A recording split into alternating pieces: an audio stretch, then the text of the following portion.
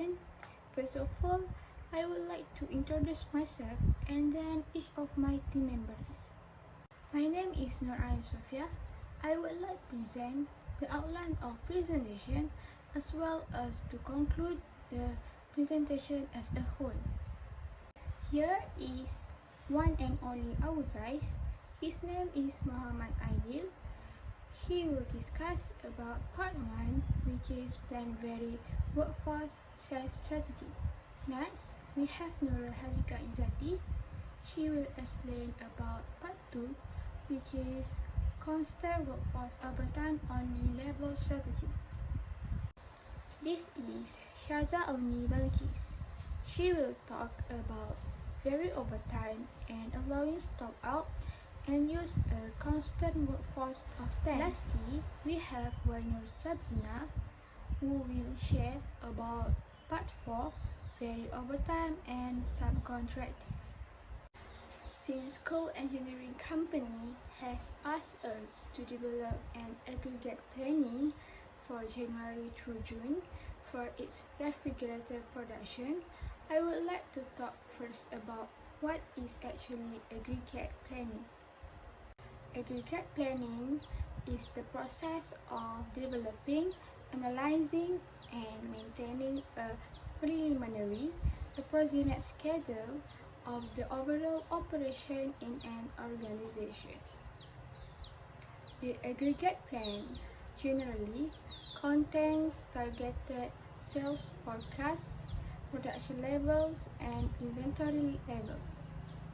Aggregate planning helps achieve balance between financial goals, operation goals, and overall strategies objectives of the organization. It serves as a platform to manage capacity and demand planning. In the slide, as we can see, there are two options, which are chart strategy and level strategy. Chart strategy tries to match output rates with forecast demand with a particular period. It can vary workforce level through hiring or layoff, or vary output using overtime, idle time, subcontracting, and using a part-time workers. Besides, this level strategy is a strategy where the production rate is constant from time to time. The number of workers remain constant during planning period. Plan 1, Very Workforce Chase Strategy. Okay, for step 1, we will determine the total forecast demand. Okay, we will calculate all the demand from January to June, and the total of demand we will get 3,650. For step 2, to get unit per month, we will calculate standard output per worker per month multiplied by 20 days and divided by labor hour. Okay, for step 3, the number workers required. The forecasted demand will be divided by 40 to get the required worker.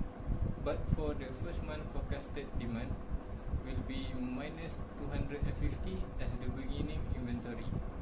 If the current workers more than required worker, the surplus worker will put to let off.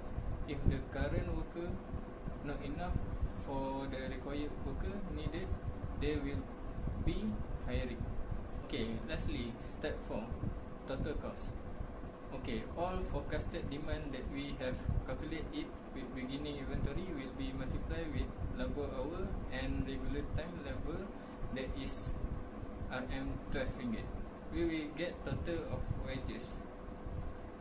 For the hiring workers, the hiring cost will calculate with hiring worker. Same for layoff worker will be calculate with layoff cost.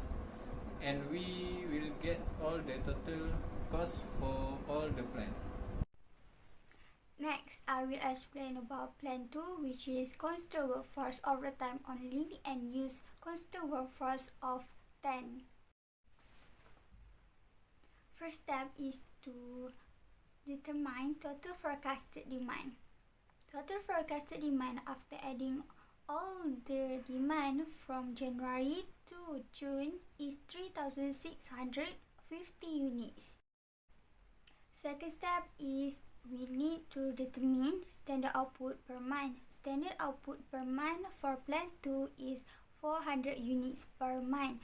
The unit produced for 6 months is 400 units. Multiple 6 months, we get 2,400 units. Third step is the breakdown of resources in a monthly basis. Number of workers every month is 10 workers and unit produced every month is 400 units. In January, we have beginning inventory 250 units and forecasted demand for January is 400 units, February 500 units, March 550 units, April 700 units, May 800 units, and lastly June 700 units. After adding beginning inventory and unit produced, we will minus with forecasted demand to know we are facing excess or shortage demand in a month. If excess, the number of units will carry forward for next month as beginning inventory. If shortage, the number of units will put under overtime to reach the forecasted demand. Total forecasted demand is 3,650 units. Total unit produced is 2,400 units. Total inventory is 400 units. And lastly, total overtime is 1,000 units. Last step is step 4, which is total cost, for which we get 115,200 ringgit. Inventory holding cost is 4,000 ringgit. Overtime cost is 72,000 ringgit, and total cost for Plan 2 is 191,200 ringgit. Now I will present about Plan 3. As shown in the slide, firstly we have to determine total forecast demand, which is 3,650. For step 2, we will calculate the standard output per month by using a constant workforce of 10. The normal working hours is 8 hours a day. The standard output per month is 400 units and total units produced for the planning period is 2,400 units. Next, for step 3, we compute monthly resources breakdown. In April, there is a shortage of 300, so we have to do overtime. The maximum overtime is 200. So the remaining of 100 will go to stock out. For May, the shortage is 400 and the remaining of 200 will go to stock out. Same goes to June. The shortage is 300 as the maximum overtime is 200. So the remaining of 100 will go to stock out. Last step is calculating the total cost. We must calculate the cost incurred under this strategy, which include wages, inventory holding costs, overtime costs, and stock out costs. Total costs for wages are 115,200. The total of inventory holding costs are 3,200. Overtime costs are 43,200, and stock out cost is 24,000. We calculate the stock out cost based on total stock out at step 3 and times it with stock out cost for RM60. And the total that we get is 24,000. So the total cost is 185,600. I'm going to explain Plan 4, that is vary overtime and subcontracting. First step, to determine total forecasted demand. The total forecasted demand after total all units for each month is 3,650 units. Step 2, to determine the standard output for the planning period. Standard output per month for this case is 8 hours divided by 4 hours and multiply 20 days, multiply 8 workers, and we got 320 units. Then the total standard output for the planning period is 320 units, multiply 6 months, and we got 1920 units as the total. Next, step 3, the breakdown resources on a monthly basis. It has been said that the beginning inventory is 250 units, and for each month regular production is 320 units. The forecasted demand for January is 400 units, February 500 units, March 550 units, April 700 units, May 800 units, and lastly June is 700 units. The overtime limit is 200 units. With this, we can compute it. As the result, we got a total of inventory is 170 units, overtime is 810 units, and subcontract is 670 units. Finally, the last step, total cost.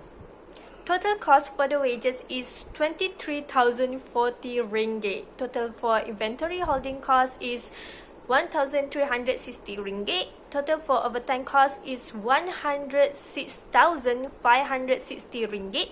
The total sum contract cost is 53,600 ringgit. And after total up all that, we get 184,560 ringgit. To conclude, the best plan for coal engineering company is Plan 1. It's because Plan 1. has the lowest cost from others. Because of the lowest cost, company can achieve financial goals by reducing available costs.